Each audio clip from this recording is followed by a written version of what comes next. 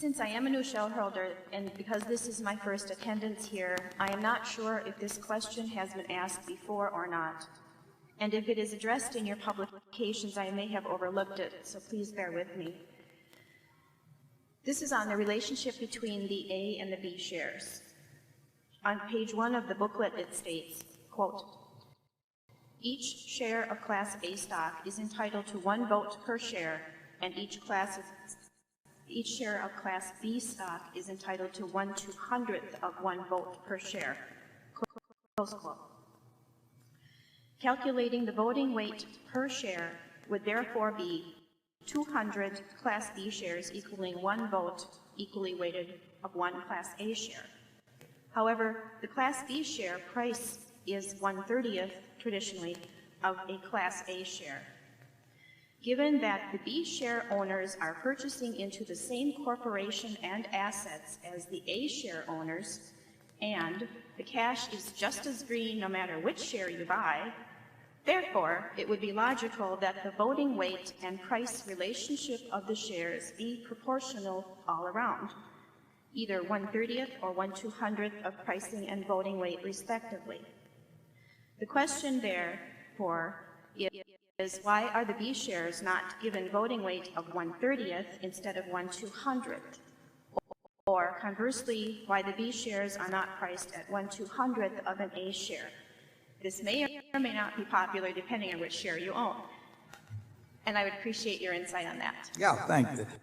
It's a good question. You may not be aware of the history of the issuance, but we issued the B shares. There were no, I mean, they're just a common share, so we renamed the old shares A shares. But we issued the B shares, whatever it was, 7 or 8 years ago, Charlie, something like that. And we did that in response to some people, particularly a fellow in Philadelphia, who we felt was going to induce people who really didn't understand Berkshire at all into a terribly expensive way of owning tiny pieces of Berkshire, probably sold on the basis of an historical record that we did not think was representative of what could be incurred in the future. In other words, we were disturbed by somebody who saw a chance to make a lot of money off of people who were really uninformed, using our stock as the vehicle, and we were going to reap the unhappiness of those people. Subsequently, they're going to run into tax problems and various administrative cost problems and so on.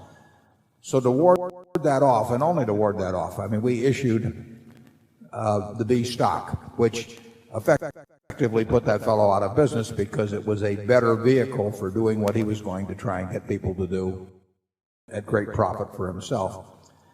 And when we issued it, it had not existed before, and we put 2 differences in it from the A stock. A, we wanted to create a lower value per share, so we did it on a 1/30th basis.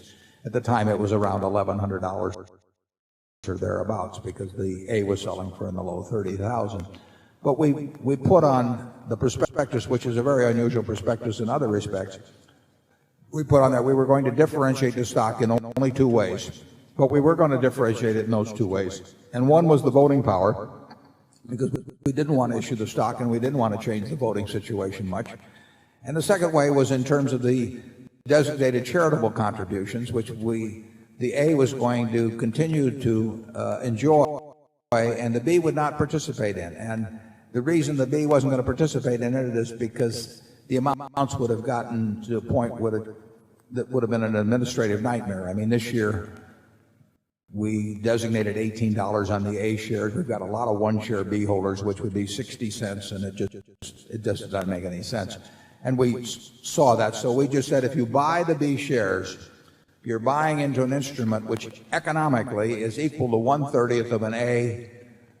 In voting, it is not equal to 1/30th of an A, because we don't want to change the voting that much. And it has a slight economic difference in terms of the fact it doesn't get to participate in the charitable contributions program, which is a very small item relative to the whole capitalization, but it's something. But we do not, you'll notice our A and B, compared to other companies that have different voting arrangements. I was just looking at one the other day where the premium for the voting stock is 10 or 12% or something like that relative to economic interest.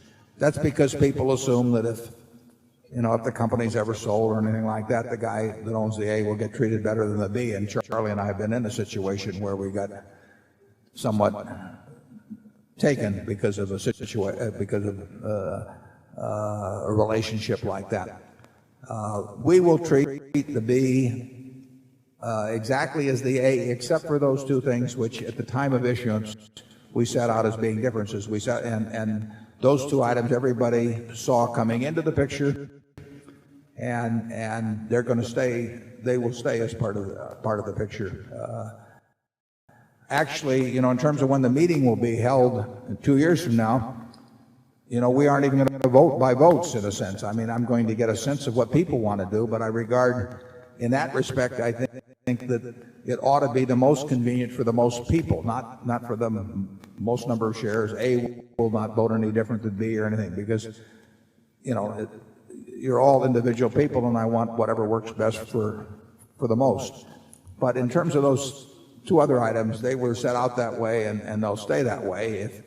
If we'd set out a different, we would not change the relationship once of the two stocks. Once they were issued, we would not benefit one relative to the other. But those are the terms of the two. Charlie?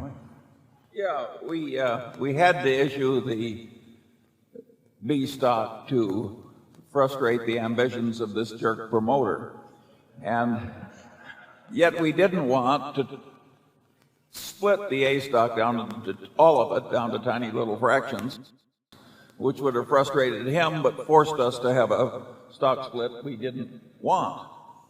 So we created a vehicle which had these two slight disadvantages, and that kept most of our capitalization in its traditional A stock and also frustrated the promoter.